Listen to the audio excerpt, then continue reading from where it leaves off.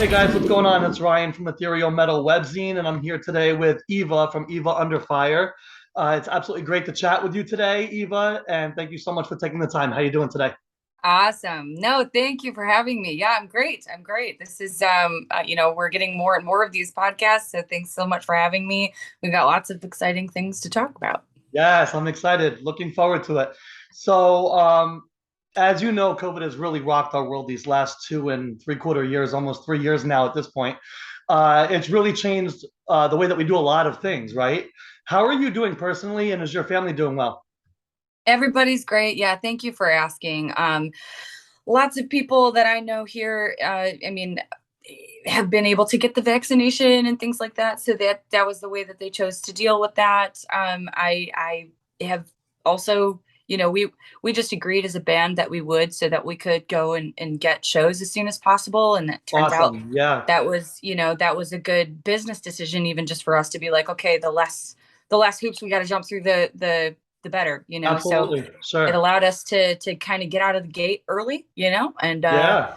the first tour post COVID, we went. I usually do my thing at the merch booth, right? So we had like Right. masks that said Eva Under Fire, and I was like, "Hi everyone," like, That's awesome. "Hi." It's got Hey, Eva how's Under everybody doing Fire across tonight? it. Yeah, yeah, Yeah, yeah. hi. No, that's awesome.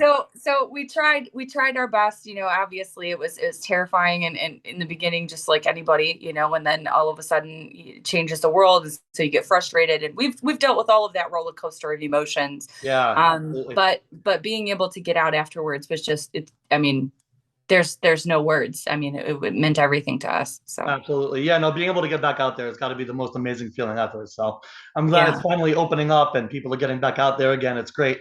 Yeah, Um, so in addition to being lead singer for Eva Under Fire, I know that you're also a clinical psychologist. yes. Yeah, and a very important role. Thank- Was clinical psychology always the path you wanted to take? And what were some of the influences that brought you to where you are now in that field? Yeah, there was really just one goal that I had for any career path I chose. I wanted to be able to meaningfully connect with other humans.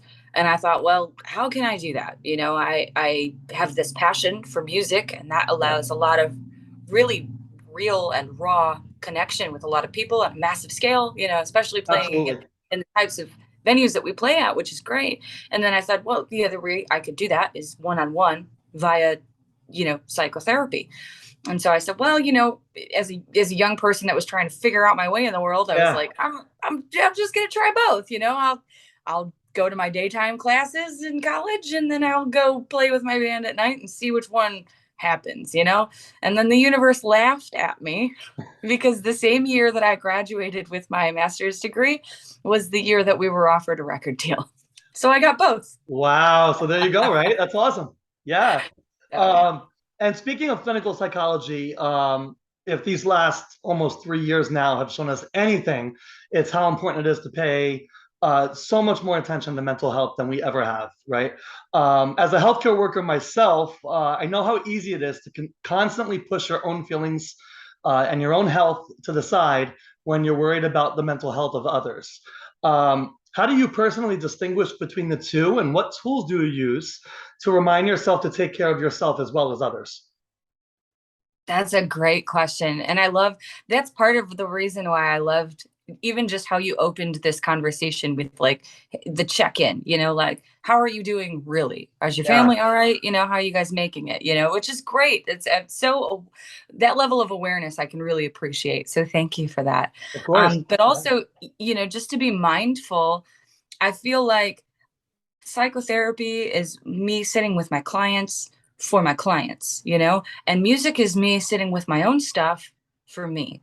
So in that way, I think music is kind of my catharsis, my therapy. Absolutely. And I have someone else that helps me as well. I mean, therapists who aren't in therapy are also like, that's sketchy, by the way. Yeah, So like just a make little bit, sure right?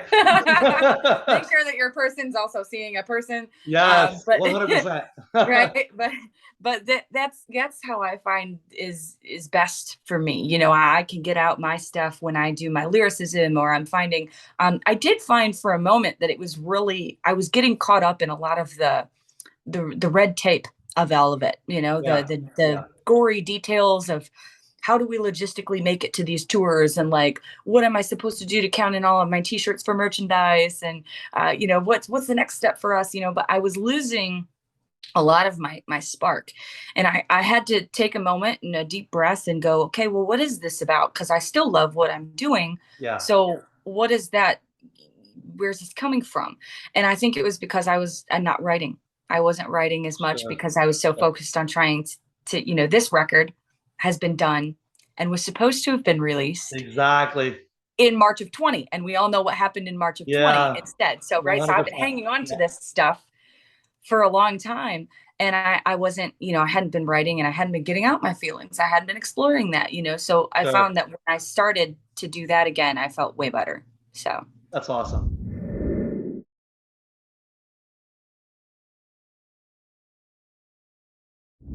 Speaking of overall mental health and well-being, this past May, you actually had the opportunity to write for Loudwire in observance of Mental Health Awareness Month, writing about topics such as anxiety, substance abuse, body image, and grief.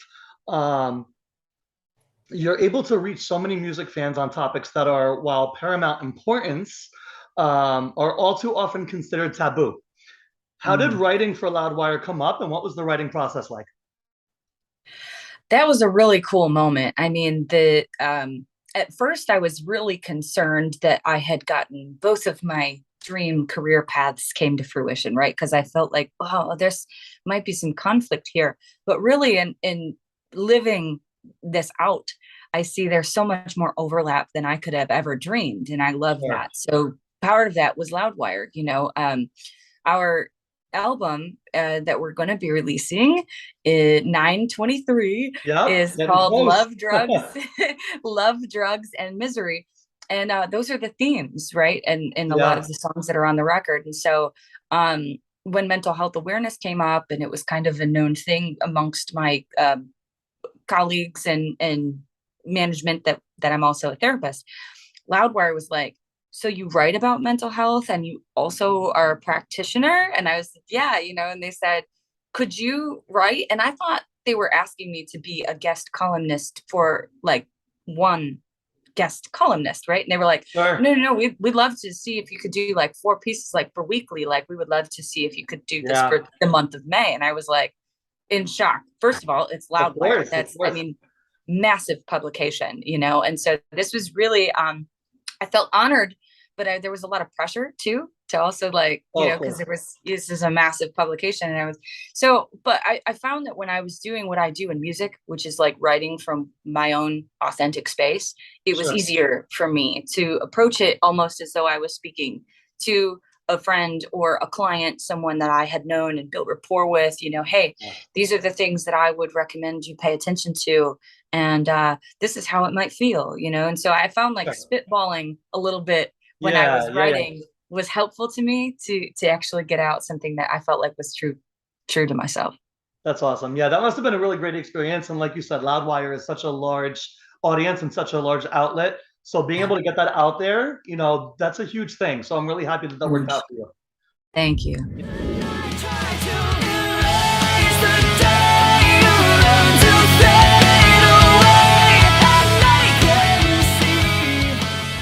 All right, so switching gears to Eva Under Fire directly, of course.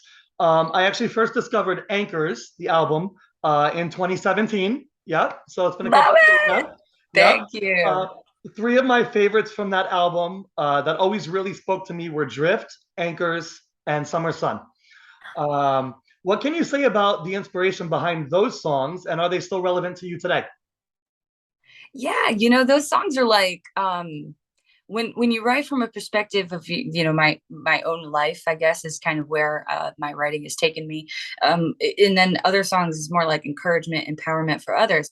But Sure. those particular songs were really a part of, they came from inspirational things I had lived through. So Drift was it sounds like a sad song, but it was really about me finding love. Summer Sun was also kind of like a second iteration of that, where I kind of like knew Yeah. that I was pure in finding my person. And then Anchors was something that I just kind of experienced as a woman in entertainment and in rock music specifically, that I just didn't want anything to hold me back. And I had other friends of mine who were also experiencing this whole like trying to find themselves moment in their lives. And so it was kind of something that I could feel going on around me and that I was also part of, you know. So I wrote about the journey kind of through that. That's awesome. So it was cool. Yeah, it's like memories for me, you know. Absolutely. It's like, oh yeah, I remember why I wrote that. I was going through this, you know. Yeah. That's awesome. After successfully releasing the full-length Anchors, as well as the 2 EPs, War and Heavy on the Heart, you are now set to release the full-length debut album, Love, Drugs, and Misery, like we were just talking about a few moments ago. Really excited for it. Congratulations. You know, this is amazing. It's been a really long time coming. How does it feel? I can't wait. I just can't wait. I can't wait. If there's, I can't wait. Like that's just, I keep saying it, but it's like, there aren't any other words. I mean, when you have experienced, I mean, our band has a very old school story. We've been playing together now, like you said, you first found Anchors, which is incredible. I mean, we've been playing together for about 7 years or so. Yeah.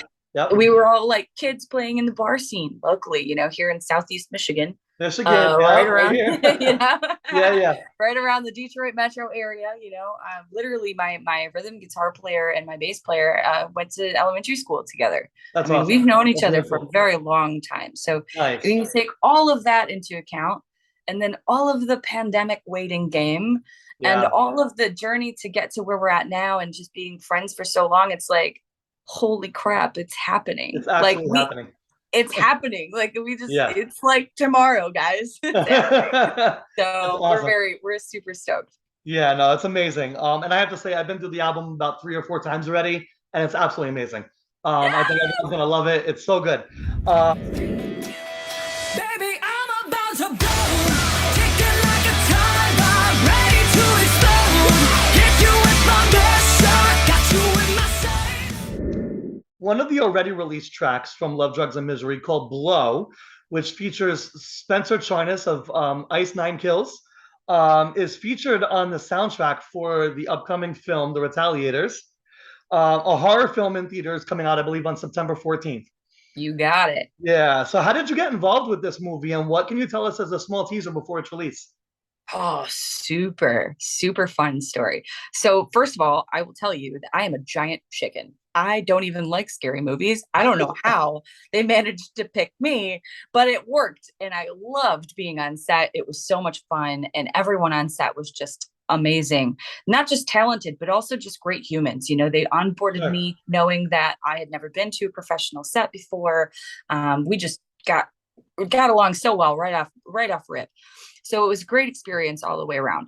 But turns out they had originally, our label had also produced a different movie that was on Netflix called The Dirt. And it was the Motley Crue story, right? So that's how they got the idea to start getting more into film. And so Michael Lombardi, who is the producer for the film, so he was also in the FX series Rescue Me. Rescue Me, right. Yes. Yeah. So, and alongside Mark Menchaca, who was also one of the Langmore brothers in Ozark. Oh, nice. Series. Okay. Cool. Yes. Yeah. Cool. We're also like, I was on set with these people and I was kind of like freaking out. I was like, this is awesome. I've seen all these shows, you know? Yeah. Of course. So, but they were super cool to be around. And if you're a fan of like slasher movies and like a gore fest, right? This has very much Evil Dead vibes. And I am totally here for it. And I think honestly, like people have been loving it in the film festivals and stuff. I attended the Santa Fe Film Festival with Michael, and it was the first time I had seen the film, and holy smokes, it was really cool. I am in the entire opening scene.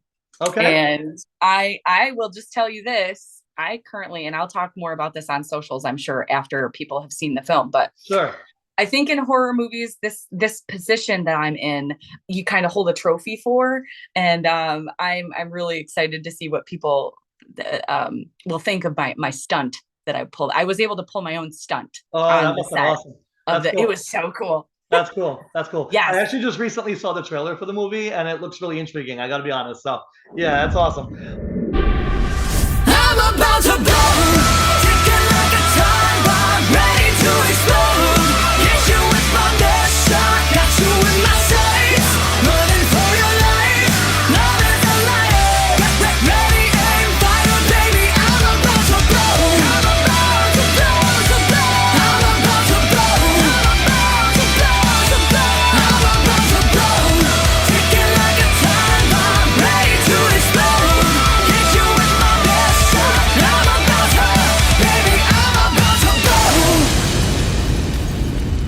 video for Blow gives us a little bit of a sneak peek into that pivotal scene from the Yeah. Retaliators. What can you tell us about that scene? Oh, it was fun because we used the actual like the van that myself and my bestie, right? I play a character named Erica in the film. Yep. And we're going to a concert, and we decided to take a shortcut road, right? That's like a super sketchy road. And, Yeah. never a good idea to take a shortcut in a horror film, right? Not a good idea. We'll give you that. But so this was the woods that we filmed the music video in, and it was fun because it was on set where we filmed the music video. So the guys all got to meet the cast and crew, and we had a really great time. But it was a weird take at first for me. We had submitted our song Blow to the label. Originally when we wrote it, it was just supposed to be something that was like fun and like kind of feisty, and high energy. High energy. And I really had a good time with the writing of it, because I had this whole like heist scene in my head. Cool. Whenever I would sing the song, it was like I was about to blow this operation wide open, like I'm working for the bad guy, but like I'm on the good guy side, and you guys are going down. That kind of thing. That was my vibe when we wrote the song. And so when they wanted it for this horror film, this scary movie, I was like, I don't know how we're gonna do that, So, but then the director, who was also part of the guy that directed that was one of the directors for the film, also directed the music video, and they sent me the music video treatment, and all of a sudden I had like the whole vision was just laid out before me, and I was like, this was so unexpectedly cool. Let's do it. That's awesome. So yeah, we had a good time, and then Spencer. They floated it to Ice Nine Kills, and I was like, I mean, they're amazing rock stars. They don't know who we are. Yeah. Are you sure this is gonna work? Is that a good idea? I mean, like, if he hops on it, I'm gonna faint. But it worked, and he did, and he's such a cool dude. That's awesome. He hit us up, and he was like, "Oh, not only is it a great hook, I'd love to be on the song, but like we should write the second verse according to my character's perspective in the film," which was also super rad. Yeah, that's really awesome. Cool. That's how that all came together.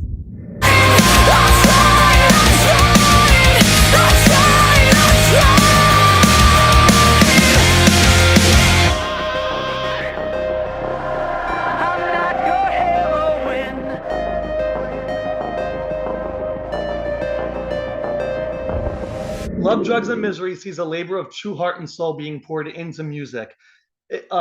For me personally, it's an amazing culmination of the work that you've all been putting in over the years. I absolutely love the cover, With or Without You, that you did. It's one thing when a band does a cover, but it's another thing to make the song your own, and that's exactly what you guys did. Completely made it your own.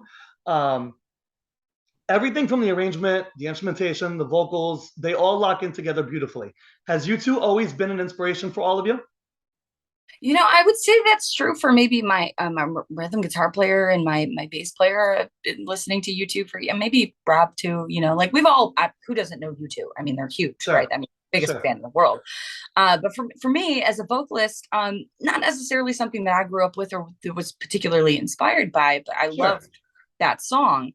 And one of the things I find that is helpful to me when we do covers is to be a little bit removed from it, because if I was a fan of the song, I would have learned almost bad habits, right? All of their cadences and the way that they perform it and the way, right? So exactly. Not having that information actually helps me to sing it how I would sing it, so I think it served it. Absolutely. Very much so. I've always enjoyed when bands are able to take a song, cover it, but it doesn't even feel like a cover. It feels like it's their own song, and I feel like you guys did an amazing job at that. So I wanted to let you know that as well.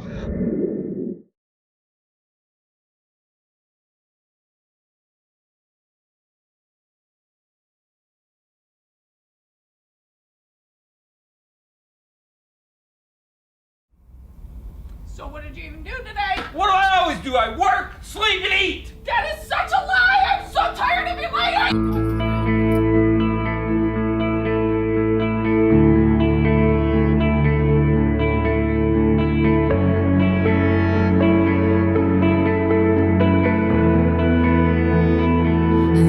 is all I am, and all I know. To speak in the midst of the silence, and listen to the places that I've been and where I'll go. With your hand taking mine, and all of what you made of the memories, I'll never let you go. I am the strong, I am the brave, I am the star, I am the pain, and I will fight by your side until we're home. You're not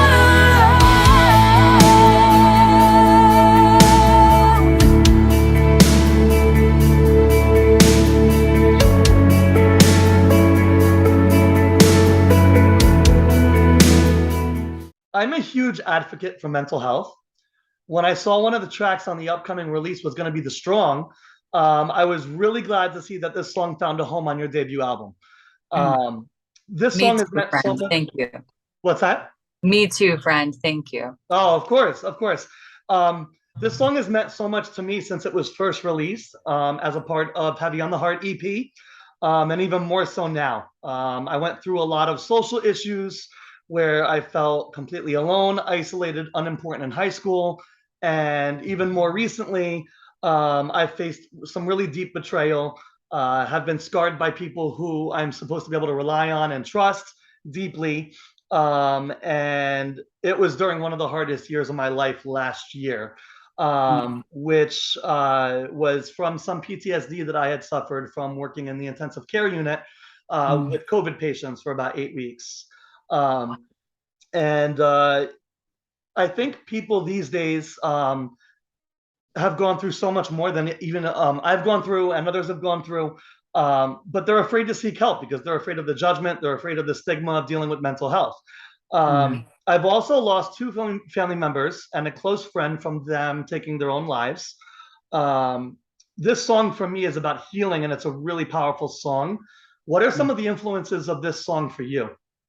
Wow. I mean, just to hear your candid story, thank you for sharing that. And I'm so grateful that our song can speak to that side of you, you know, because it's important to have catharsis in some way. And if music can do that, absolutely, right? But Absolutely. it's very powerful and very honestly like humbling for me to hear when it's our music that does that for people. So thank you for sharing that. Of course. But yeah, I wrote it because I mean, I was always an oddball kid as well, you know. You know, never really. And now it's funny because when I first started in rock music, I didn't think I was cool enough for rock. I like bailed out of my first battle of the bands. And I was afraid everybody was going to call me a poser. It was like really wild times. You know, when you're finding yourself as a kid, it's like, it's really kind of bizarre sometimes the mental games that you can like get caught up in, right? That anxiety cycle that'll keep playing with you. But you know, I had a lot of support through that, which was great. But mostly what was most powerful is that I decided I didn't care. I wanted this in my life because I wanted it in my life. I felt like tied to my lyricism, and I felt that I've always been a vocalist that sits a little bit in a lower range for a female. So it was kind of like I started singing along to Stained and Breaking Ben, and those were where I felt more comfy. So I felt like I didn't fit in at school, and I didn't even fit in with like, okay, I sang pop music because I'm a 90s kid, but like I can't hit all those high notes. So like I sang to rock music, but then those were all the cool burnout kids. So like I didn't really fit in with that either. You know, I'm like a nerd. So anyway, I figured, you know what? It was the moment where I felt super empowered to just say, I don't care. I want to be able to have this for me because it's something that I feel I need in my life, and it does something for me. It helps me to feel like connected. You know, I'm going to write my own music and do my own thing and find people that are cool with that. And as soon as I made that decision, I started to see that there was different people in my life, you know, that all of a sudden I was attracting a sort of like a new vibration almost, you know, because I wanted something different for me. And, you know, same kind of deal now. I'm short, but I'm not like this skinny little rail thing, you know? So like, I I don't really like how certain things fit. I just make my own costumes, you know, for being on Absolutely. stage. And Sure, you know, sure. I've figured out like a way to do so. When I was talking in the strong about I am the strong, I am the brave, Yeah, right? I am the scar, I am the pain. And that was kind of like all of those scars and pain and things that I had been through emotionally were helping me to develop being a strong person and to be a brave person and to yeah, step out. And so I wanted to honor the fact that like the adversity that people go through really does help them grow into a sort of new version of themselves. That's maybe their most authentic version of themselves. It's definitely most like fortified version of yourself. You know, you yeah, go through yeah. some things and you start seeing, all right, I got some tenacity. I can get through this, you know. You start to believe in yourself a little bit more. And so that was kind of like I needed that song Yeah. and that's why I wrote it. But then I had no idea, truly, no idea that how much other people needed it too. And we see it every night when we play. We've got people that are lighting the place up with their cell phones and their Yeah, lighters. And yeah. it's hard for me to get through the song because I'm emotional about it. You know Of what I'm course, saying? of Like course, whew, of course. it's Yeah, amazing what that yeah, song has done. So thank you for that. yeah. And thank you again, for that song. It really means a lot to me personally. Someone save me from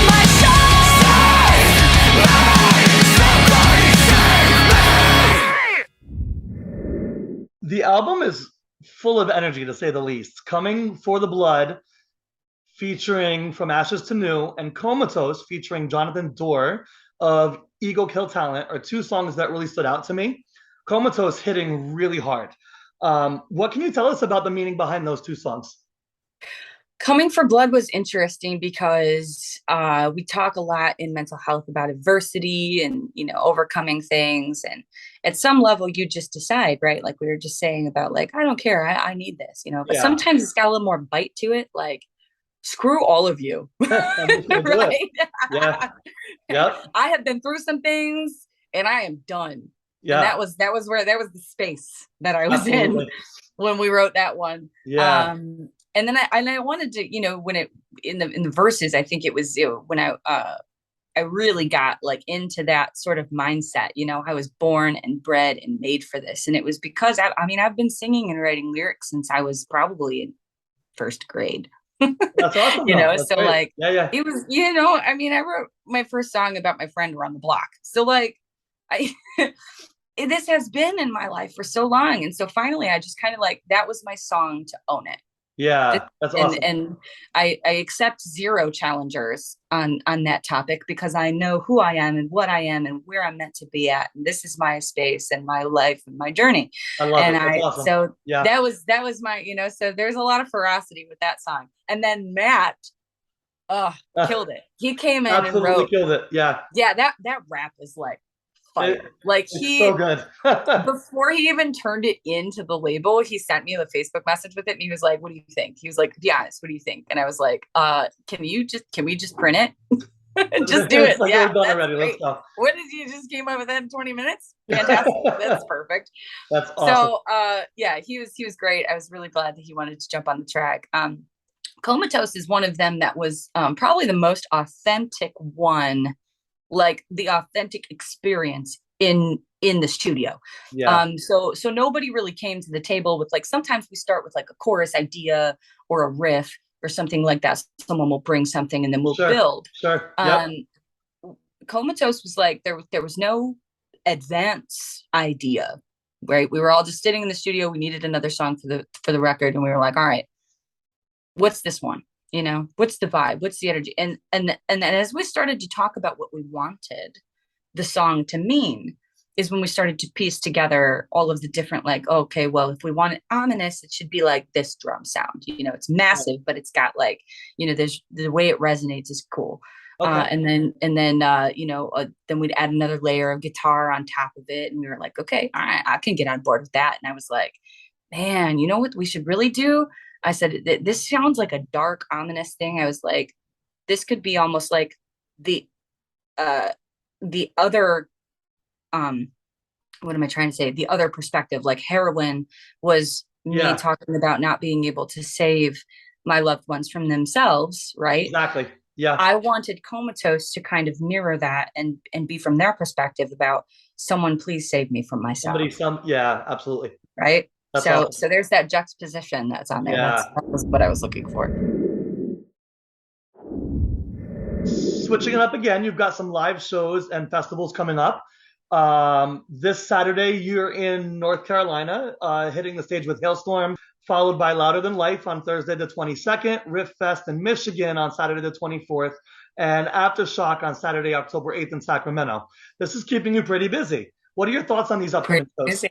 Yeah. Oh, I can't wait. I can't wait. The first time that we ever played like a giant, like Danny Wimmer festival level giant was, Yeah. I think in 2021, I want to say, Yeah. because it wasn't right before the pandemic, but it was right. It was the year that we were able to get out. Right. And we played Welcome to Rockville, and it was insane. It was insane. And I was like, is this what like massive festivals are like all the time? They were like all the time. I was we are a band that really loves playing live too. So Sure, for us, sure. these festivals are like the the top of Mount Everest, man. That is the epoch where you can get to. Like this is just incredible energy. So and then you know, of course, we played once with Hailstorm, and it was our very first amphitheater ever, you know, and they were super kind, just wonderful humans. Hey, thanks so much for driving all the way down here. And I looked at these people and I'm thinking in my head, do you know who you are? Like, I will drive to the ends of the earth to open for a Hailstorm show, you know what I'm saying? Like, a couple hours in the van's no problem, you know? Yeah. But, you know, then it went so well, they invited us back. And this That's awesome. time, I don't know if they have the same openers. I think because this is a rescheduled date, they're no longer on their tour. So I think this time it's just us and them because they're playing a like a special acoustic show at the upcoming show. And yeah, That's the one for Saturday, right? Yeah. So no, that's that'll awesome. be so That's fun. awesome. And lastly, what are your plans for a headlining tour following the release of Love, Drugs, and Misery? We're working on it, but it's still very early stages. Early stages. So what we were hoping to do was kind of wait it out a little bit so that we could you know, just make sure that we get to as many cities as possible. Sure. Maybe after you know, maybe a second release to radio or something like that, kind of like, you know, bolster what we can do. Especially since we know, you know, everyone that shut down for the years that we were shut down. I mean, these venues need sure bets. You know what I'm saying? Absolutely. Like we want to build to a certain place before we do that and jump the gun. However, you guys have been killing it with a love for like our song Blow. So we might just go early. The original plan was just to like wait, you know, until we got a massive following. And then I'm looking at these Spotify numbers going, I don't know, massive following checked. You know, like maybe we could do it, you know. So we're talking to management right now about maybe something closer to Christmas, just before Christmas time. So we'll keep you guys posted. Nice. That would be awesome. Eva, thank you so much for your time today. It's been an absolute pleasure chatting with you. And everyone listening in, do not forget to check out Love, Drugs, and Misery, Eva Under Fire's debut album, dropping in just 16 days on Friday, September 23rd via Better Noise Music. It's going to be available on all streaming and downloading platforms. Eva, thank you so much again for your time today. You got it, man. You're a rock star. Thank you again. And you know, we'll catch you on the flip side. I'm sure we'll be around soon. Absolutely. Sounds good, Eva. Thanks again. Take care.